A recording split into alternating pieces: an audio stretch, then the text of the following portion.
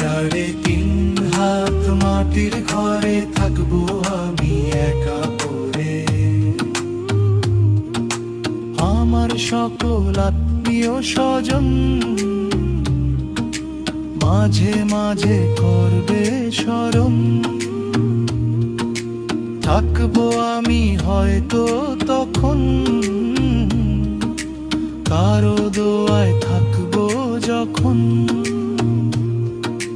কতই না তা মধুর হতো নেক আমলে হাসর হতো, নেক আমলে হাসর হতো।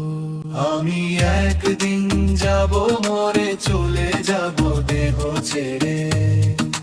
রোজার দিনে শুক্রবারে সিজদা দিয়ে ডাকবো